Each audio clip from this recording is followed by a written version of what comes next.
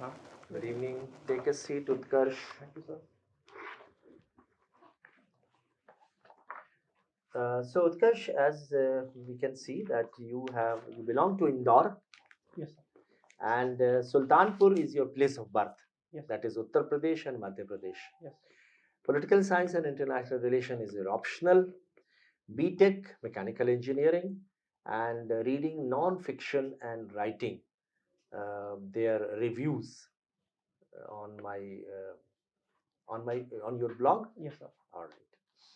And your preference is number 2 is Indian Foreign Service, Yes. and IPS is the third preference.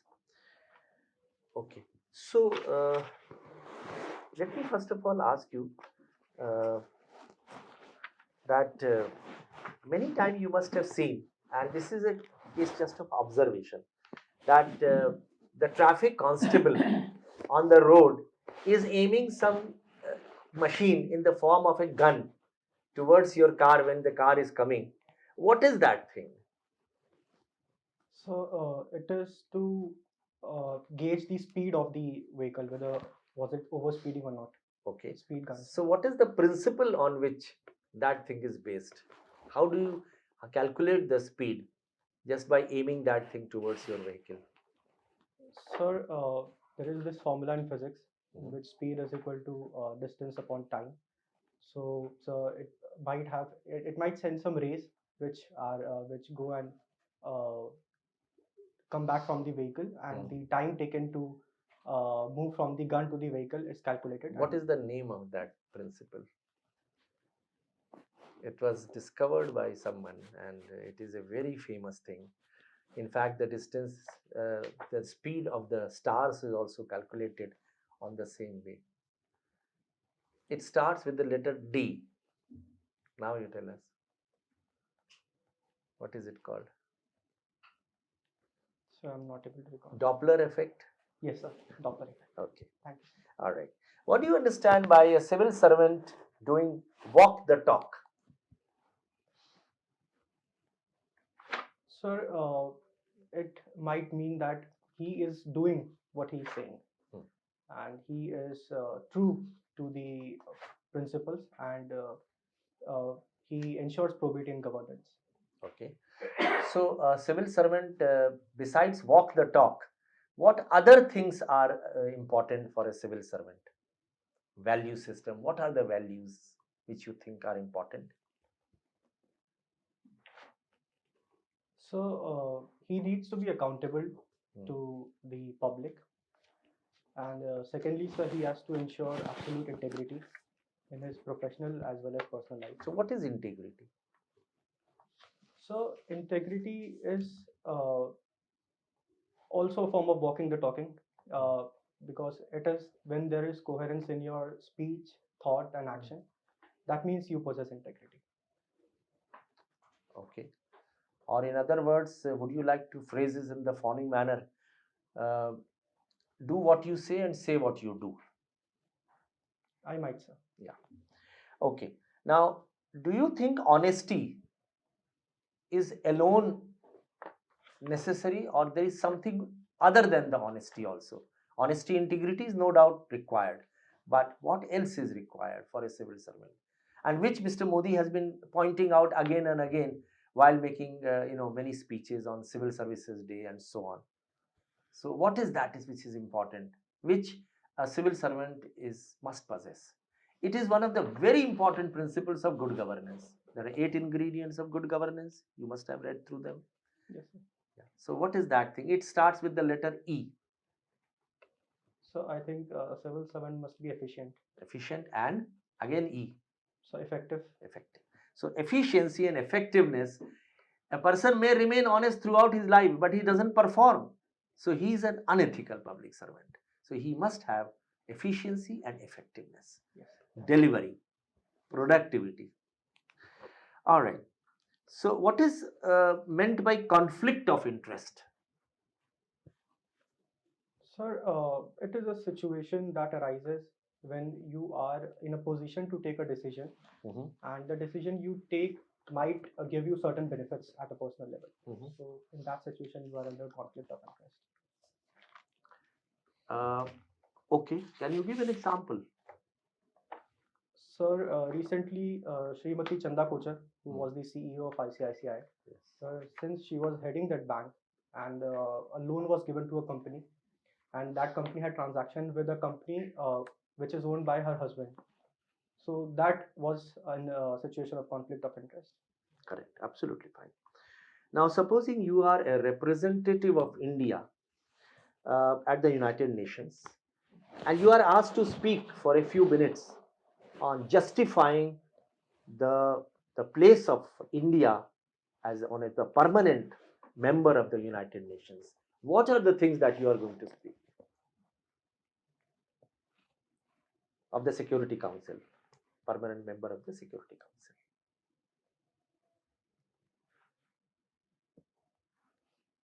So I would say that the UN, when it was made around 75 years ago, now it does not reflect the current realities. Hmm. And secondly, why India should be a member? Because by any objective criteria, be it population, be it economic strength, military strength, or history of being a democratic and liberal state, Hmm. by any objective criteria or being a civilizational state, India fulfills all the criteria that needs to be a member of the UNSC. And this is the ninth time when India is at the table, and it has been elected by a majority, overwhelmingly, so 187 out of 190 votes, which also shows that it enjoys legitimacy.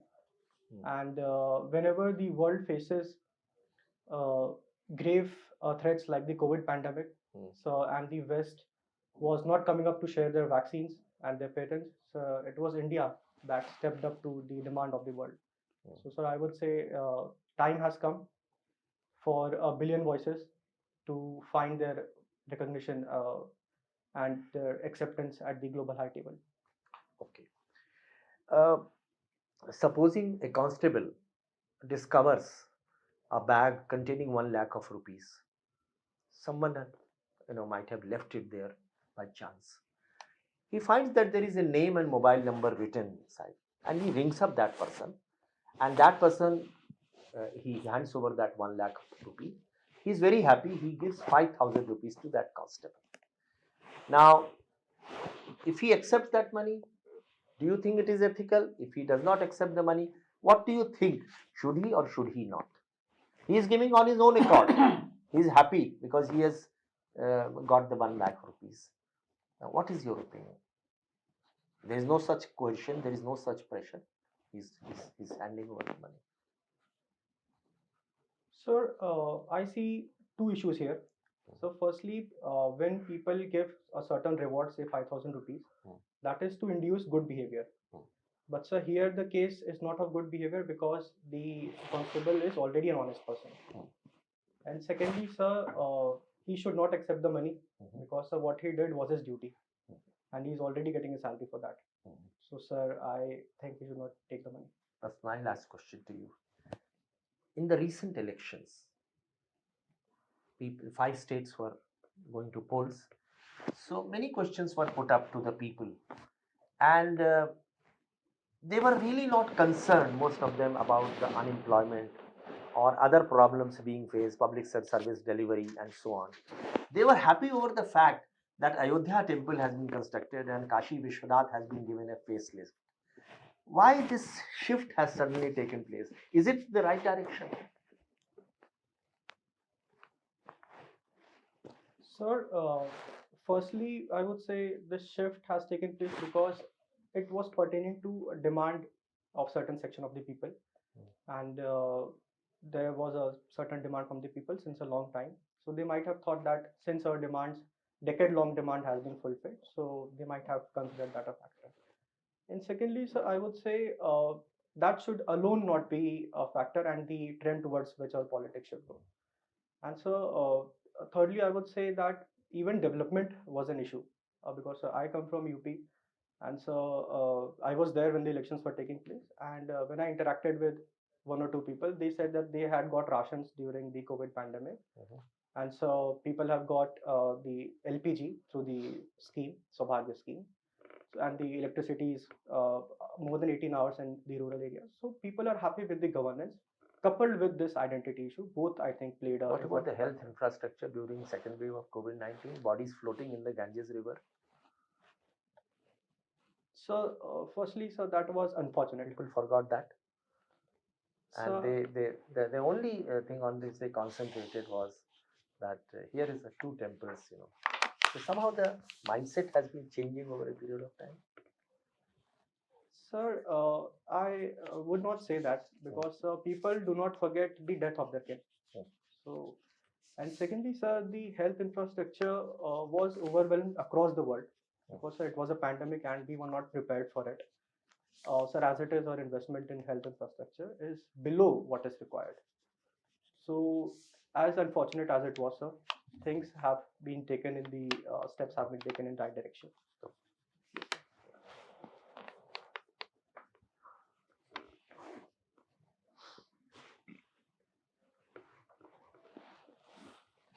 Student of political science. Yes, sir. No, it's optional, no? Yes, It's sir. optional. Yes. The, what is the role of pressure groups and interest groups in framing of a law or in a framing of a policy?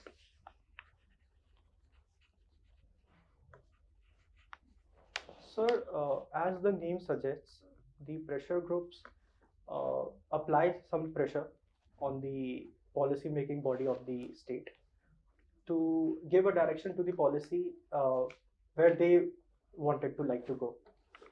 So we have different kinds of pressure groups in different professions, and they have their own interests.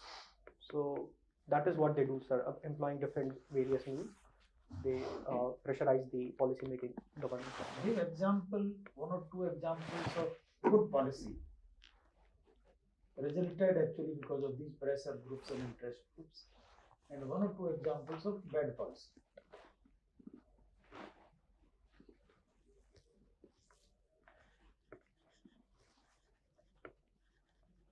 Sir, a good example would be, sir, during the times of emergency.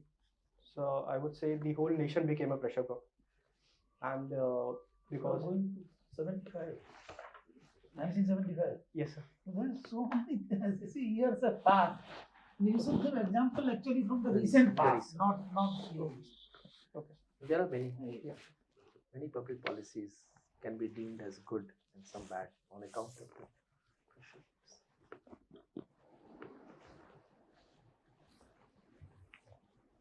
So one example, I would say a good, classifying it as a good one would be, so recently India decided not to join the RCEP.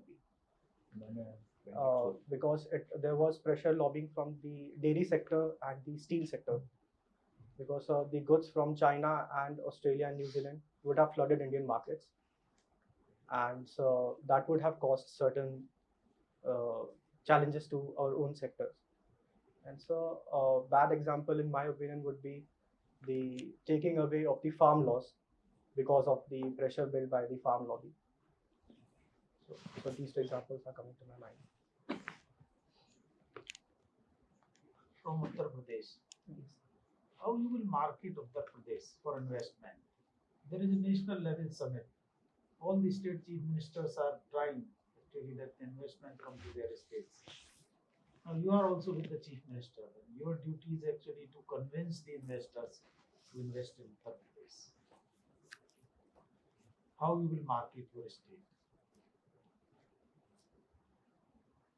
So I would say Uttar Pradesh has almost all the requirements that a good industrialist would need. So firstly, Uttar Pradesh is at the second position in India in ease of doing business. So secondly, it is now called as the Expressway Pradesh because it has 6 expressways linking the east to the west and north to the south. And so thirdly, Uttar Pradesh has, if it were a country, it would have been fifth largest country. So you will also have a large market for your products. So sir, I think I would give these arguments. Sufficient? So I would What, also what say they expect actually, what the investors want, what are their priorities. These things any state will offer. It's very common. What special things actually you will offer. There is a competition. You haven't spoken about the law and order situation. Yes. You haven't spoken about the infrastructure, the power supply, the concessions, the taxes. Yes, sir. So recently, in the last few years, I would say the law and order has improved considerably in Uttar Pradesh. So the investors also look for stability in policies. That too is there. And so since we are seeing infrastructure in the form of Jewar International Airport, which will be one of the largest airports of the world coming up in Noida. So it will be also promoted as an export destination.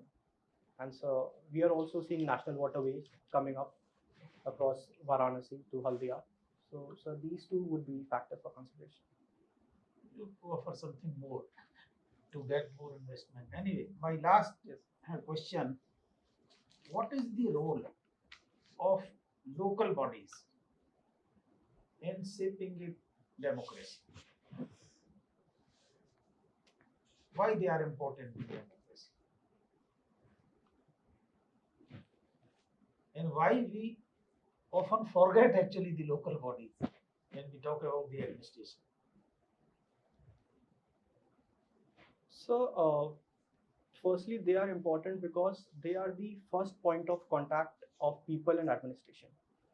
So when people face some problems in their villages, the first person they contact to is the Pradhan of the village because they know him personally.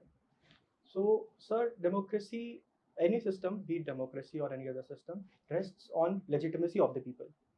So, at the lower level, when people see that they are being provided facilities from the state and their grievances are being redressed, it improves the legitimacy of the democracy in the eyes of the people.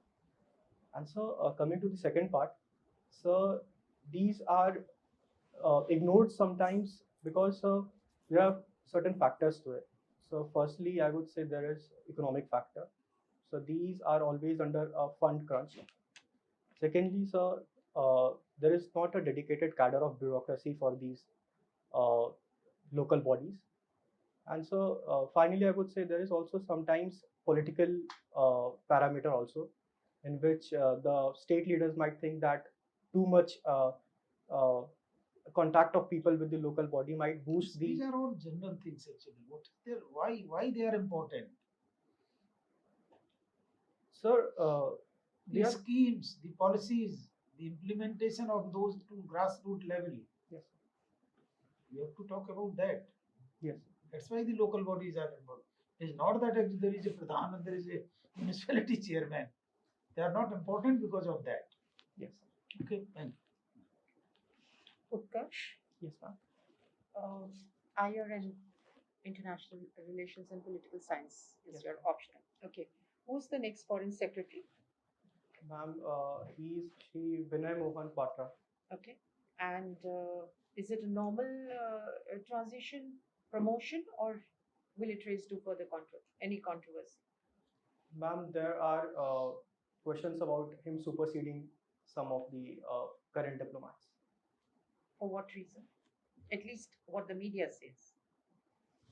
Ma'am, a diplomat was saying that since he has served in the Prime Minister's office for a few years, and his work was, it came into the eyes of the PM, and since he is someone who delivers, so he might have found him suitable for the job. And also speaks French. Yes, ma'am, he does. He's been the translator. Okay. In the current Russia-Ukraine crisis, can the Russian president be accused of war crimes?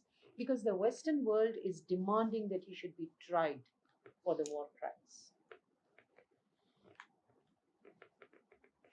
Ma'am, to put someone on trial, we will need two things. Firstly, evidence of the war crime, and secondly, an institution to prosecute him. Ma'am, firstly, if there is an evidence, because ma'am, what we are seeing in media, how much can we rely? Because there is a media that shows the side from Russia. There is a media that also shows the side But a from. picture is worth 1,000 words. Ma'am, if that is the case and it is proven that he is guilty of the war crime, then he must be tried because that is a violation of the human right. Who will try him? Because if US does the same thing, same aggression, do we try them? Ma'am, I Or would do we demand even to try them? Ma'am, I agree that when US invaded Afghanistan or Libya or Iraq, there was not as much furor as we are seeing now. So, ma'am, I see, according to me, ma'am, human rights violations are human right violations, irrespective of whether the US did it or the Russians did it. But, ma'am, since we have one agency, the International Criminal Court, to try individuals for war crimes, and these nations are not signatory to it, then, ma'am, we have a lack of institution and lack of consensus as well across the world whether to try him or not. What is your personal view? Ma'am, if there is a crime, if there is violation, then the culprit must be punished. What is the biggest social fallout of this war?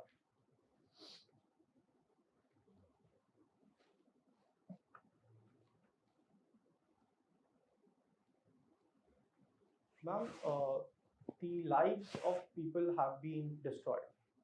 There is a lot of internal migration across European borders. And ma'am, migration was one of the issues for Brexit and for the rise of certain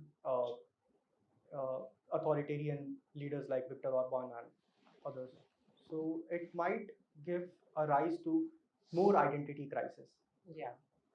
And migration would also change the demographic, position in Europe. I mean, whether it was from Syria or whether it is now from Ukraine, whether East Europe or West Europe, the religious and the demographic component is going to change for all times to come. Yeah, I don't want to go into that what it will lead to, but recently or just now, the inter no, tell me what does IPCC stand for? Ma'am, it stands for Intergovernmental Panel for Climate Change. Yeah, and what is the latest report say? Ma'am, the latest report warns that we are going to see more of climate extreme events, and in countries like India as well. It has pointed out cities like Lucknow, which might face more extreme temperatures.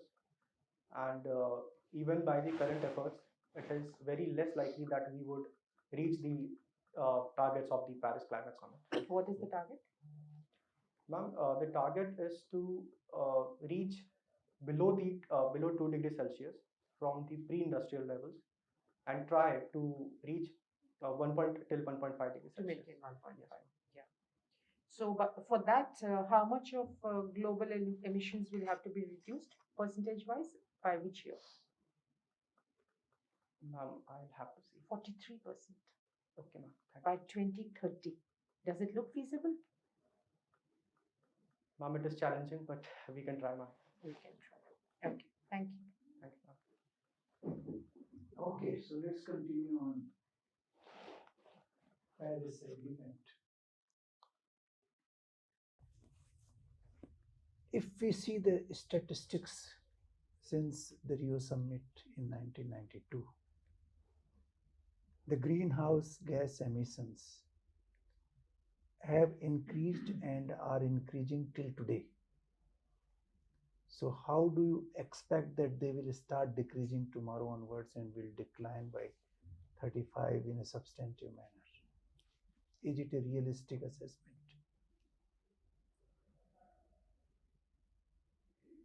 So, I would say from 1992 till now, the consciousness regarding climate change has much increased, which was not very much earlier.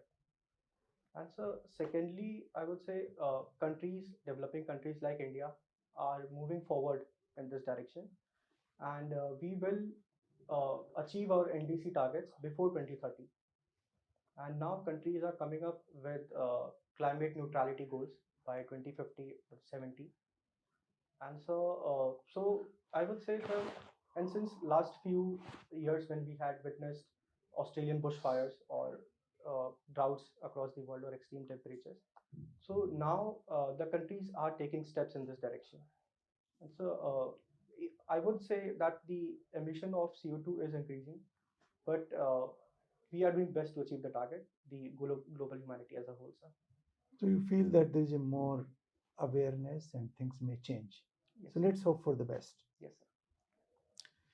Now, coming back to Russia-Ukraine issue, what is your view? Could Western world, led by Americans, impose economic and what you call mm, digital sanctions against Russia on their own?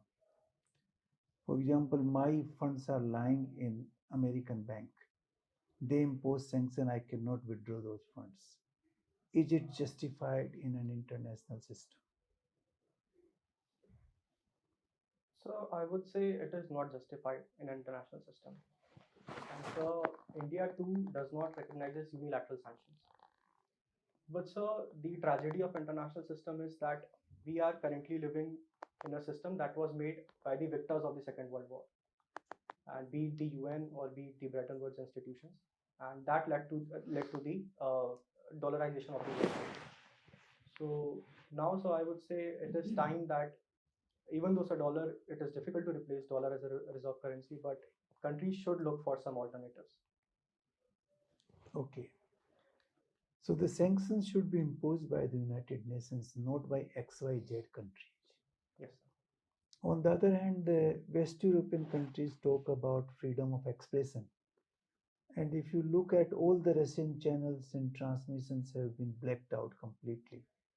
And they have, in fact, spreading fake news in the last 1 month. So what kind of international order you are envisaging under these circumstances?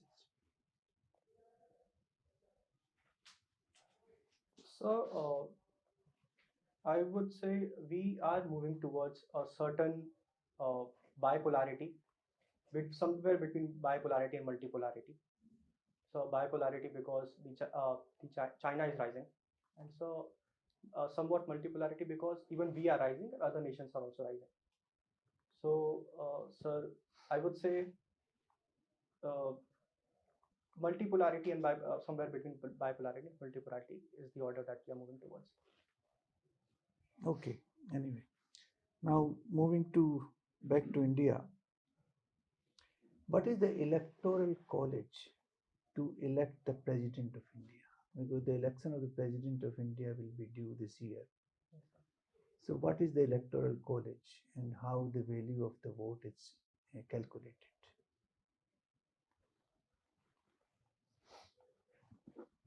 Sir, the electoral college comprises of the members of the parliament, uh, and sir, the members of the legislative assemblies of the state.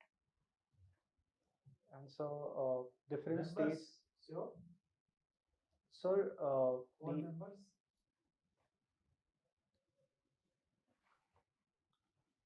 yes, sir, I would say all members for the election. Not only the states but also union territories. Yes. Okay, go ahead. And so the formula comprises of the population of the state and divided by the number of seats in the legislative assembly, and further division to by thousand or by factor of thousand or hundred, sir, I'm not able to recall.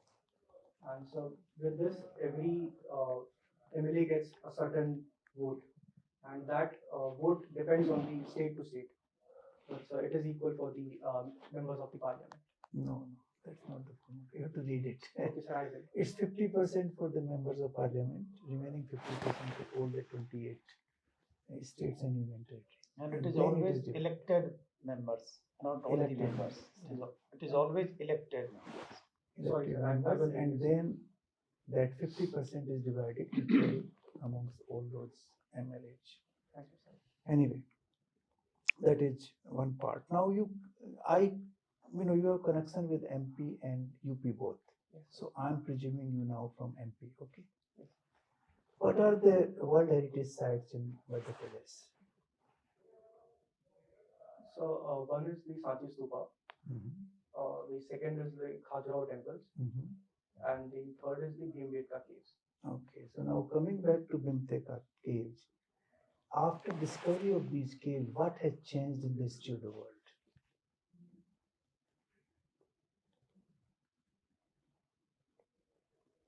Sir, I will have to read over it, sir. Okay, very significant change of the history of the world and history of India, both.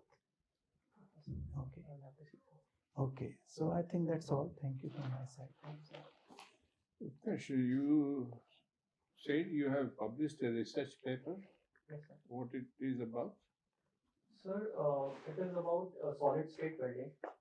So because the conventional welding involves melting the metal, so we performed a solid state welding on aluminum alloy, and then so we compared the material properties of the tungsten welding, inert gas welding, and so the solid state welding, and so we found that the solid state welding was And better. where did you publish?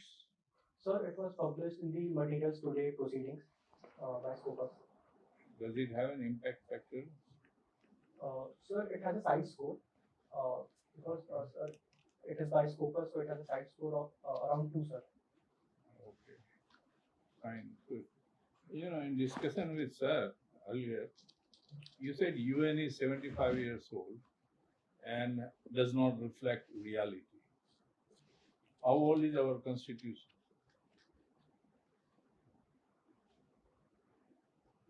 Sir, around 70 because it was formed in 1949. Does it reflect reality? Sir, And US constitution is more than 200 years old. Many of the countries are more than 100 years old. So is the reality impression that you are trying to give, does it change with age? so reality changes with time and age, sir. But so you are implying that we should we should rewrite our constitution. Sir, I'm not implying that, sir. Sir, our constitution has already seen more than 100 amendments, so it's a dynamic, sir. Okay, since I just picked up from this. Yes, sir. Now, tell me about economics. Our GDP growth rate is down, not necessarily because of Corona, but even before Corona. But our stock market is celebrating, is going high and high. Yeah. Is stock market an index of our economic performance? Sir, I would say to some extent. So there is a difference because the GDP is calculated of the previous year, but the stock markets reflect the sentiments and optimism for the coming time. Yeah, but then how are they related? So they are related because if the stock market is going up, that shows that the investors have certain confidence, and then so we might see more investments coming up, and it's a vicious cycle. Sorry, sir, virtuous cycle of investments and GDP growth starts. Sir. But okay, and this is not only in India, many other countries, there is hardly any growth in Europe. The stock market is going up. I'm confused. But you think they are directly related? Okay. Now tell me, define the relationship between interest rate, inflation, and growth rate. How they are interlinked. Sir, in normal course of the economic growth, the inflation tends to rise because the incomes of people rises. But sir, when the inflation rises, the interest rates also rise so as to control the inflation. So, sir, all the three are interlinked in their way. Yeah, but I don't know. What should government do if inflation is very high? So, since the RBI has the mandate of inflation targeting, so we will need a synchronization of the fiscal policy and the monetary policy. Because when we are seeing very high inflation, the government may reduce some taxes, and so the RBI at the same time might increase the interest rate. Government reduce taxes and the RBI increases the interest rate. So that maybe So that balances the growth. so for the time being, it might tame the inflation. Okay, think about it. Thank you. Yes, sir. Okay, so Utkarsh, we'll take you back to the waiting room for a few moments and we'll call you back for feedback. Okay?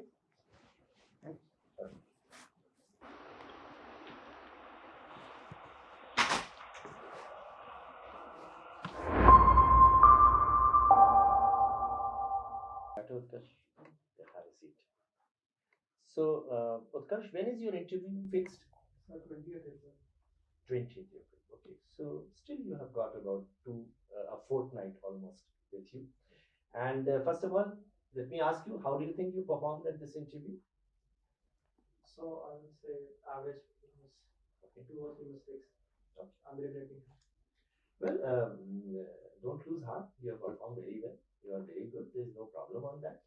You have a very good knowledge base, and you were careful in giving the answers. That both sides of the answers you were able to give. So it was a balanced thing. Not only balanced, you were also mentally alert. You were able to listen, think, and then come out with the answer, which again is a very good positive point. So balance of judgment, mental alertness, then critical power of assimilation, that is analyzing the thing, analytical skills. Your delivery is fine, you are calm, composed, clarity, communication skills are fine. So knowledge and skills both are good. Then I could also find that you have the knowledge is very good. At some points, you may require some more depth in that knowledge, which we shall point out to you. And at no point of time were you disturbed. You did not try to bluff. There was honesty. So that again goes in your favor. So all these things, and sometimes very provocative questions were also asked by us, and you were able to maintain your calm, quiet, and also come out with answers with full balance. So this facing the provocative question was also a good thing. Now coming to the specific questions, the question was asked, for example, regarding the pressure groups. So pressure groups, you must, since you are a student of political science, so you must go through that in slightly more detail. What is interest group? What is lobbying? What is pressure group? What is advocacy coalitions? What is the role of media? What is the role of political parties? So they are generally called as the unofficial actors in public policy making. So therefore, you must know what are the official actors and what are the unofficial actors. So official actors, you know too well. It is the Prime Minister, the legislature, the executive, even the judiciary. So they are the official actors, and you must understand what are the roles they are performing. So coming back to the unofficial actors, the pressure groups which were there, and these pressure groups and lobbies play a very important part in the Western countries. Even in Indian context, they are also. So the question was asked about good policies which have come as a result of the pressure groups exercising pressure over the public policy makers. So RTI definitely was one. Lokpal was another. RTE is the third. Then even sanitation, there were pressure groups, so they did. So many pressure groups have resulted into good policy making. Some of the bad examples of pressure groups, well, though it is debatable, but the farm laws was regarded, because you said that the withdrawal of the farm laws was bad. You felt that the farm laws were in the interest of farmers. They may be, but the people who were allegedly being benefited, they did not think that way. So they felt that this have resulted without any consultation process. So that was a result of, because the allegation was that they have come as a result of some elitist, group which is pressurizing, so that ultimately the farmers have to make out distress sales, and the concept of MSP and the market committees, and the marketplaces goes up. So that may be going to be one of the example. It might have been successful provided there was a consultation. So the legitimization part of the public policy making, that was done away with. That is why 9 months they stayed on the road and did not do that. All right. So then the role of the local bodies in democracy, that is again a very important, because that, in fact, metropolitan councils and all these things, they are having a very useful purpose. They represent democracy at the grassroots. So not only they carry out the development works, but they convey the voice of the people, and they act as a bridge between the administration and the people of this. So they are the first stage of the democracy at the grassroots. So is the panchayat in the case of panchayati Raj institutions. Then who's the next foreign minister that you were able to come out, and what is the controversy associated with that? That was also fine. And war crimes, can the USSR president be tried, as has been stated by the United States? So you came out with that international court of criminal court that can probably work on that, but it's a very debatable thing, because whether it will be actually feasible or not. And then the issue was the biggest social fallout of this war, and you came out with this, that the migration, so that issue, that was absolutely fine. And then coming to the environment issue, so about the emissions, whether they can be reduced by 40+%, that was a very, very far drive. It probably would be difficult, but you came out with a conservative and balanced answer that we can make an attempt. If it comes, well and good, though it is slightly difficult. Then, of course, the IPCC and the Rio summit, the greenhouse emissions have increased and increasing day by day, and the awareness for environment, that of course was the issue which was asked. Electoral college to elect president, you may have to go and read it slightly more greater detail. And what are the World Heritage Site in Madhya Pradesh? So you were able to come out. In fact, many such questions may come about UNESCO, the sites which have been all over the country, which are the sites which have been declared by the UNESCO. And then, of course, what has been the change after the discovery of these particular sites? Bhimbetka caves. Yeah. So the history of India and the history of the world has undergone a change because of many pieces of information, which has come out of this particular. And then, of course, the stock market is booming, even though economy is in a nosedive, the GDP growth. So that you were able to come out. You can go and study slightly more, because that is a perplexing question. People are perplexed why it is happening, and they are all trying to give their own reasons for that. You can study that. So some of the good policy, the food security was also a very good policy as a result of the pressure groups. And then interest rate, inflation, and growth rate, the relation. So these are questions related to economy, and we must go through that. It will be a good idea if you go through the budget also and see what are the good points, because good points are there, and some people say that it is a totally the budget which has no result whatsoever, and it's lackluster budget and so on. So overall, I would say that you are very good. CO2 emissions. Yeah. So the CO2 emissions which he's talking about. So what is the permissible 1950 से limit of बड़ा है. CO2 concentration in the atmosphere? That is 350 parts per million, but it has already crossed 400. So these kind of issues related to environment and climate change may come. And then the district administration, the role of the collector is so important. So you must understand the working of the district administration, because a large number of questions may be centered around the service, that is Indian Administrative Service, which is your first preference. So the first few years, the 7 or 8 or 10 years, you become the SDM and additional collector, and then CEO, RDA, and collector. So you must understand what is district administration, what are the different offices, who heads that, the district administration, the collector, its role in revenue functions, law and order functions, developmental functions, role of Zilla Parishad, role of Panchayat, role of Panchayat Samiti, the various policies which have been framed, like Ujjwala Yojana, Ujala Yojana, Namami Gange, and Swachh Bharat. So many public policies have been framed, and in the context of various sectors of society. So that you must know. Women empowerment again and gender sensitization is important. You must know some of the very, very good NGOs which have come up, which consist only of women. For example, one is Lijjat Papad. So Lijjat Papad is there, and Mahila Sahkari Bank, and so there are many. Seva such- also. Seva also. So these are the institutions, and what the government is doing regarding women, short stay homes and various scholarships, education incentives. That is an area which you must learn by heart, because it is the key things which are going. And then of course the election process, how it takes place, role of the collector in that, and then revenue administration hierarchy, the collector, the SDM, the Tahsildar, Patwari, Kanungo, and so on. So this is by and large. But don't forget the local bodies; they are very important. 70% before government.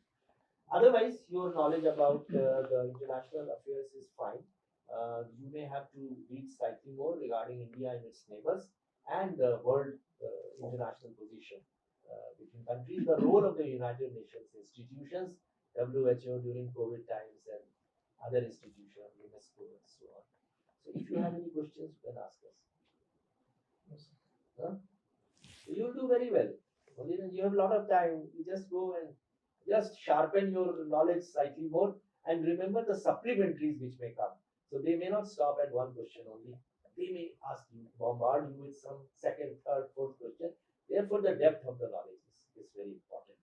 And you can also visit one of the government office to have a first-hand knowledge about how village panchayat works, how Zilla Parishad works, and how the district. Sir, when was the interview? 20th. 20th. This still has time. So we wish you good luck. You will do very well. Don't worry.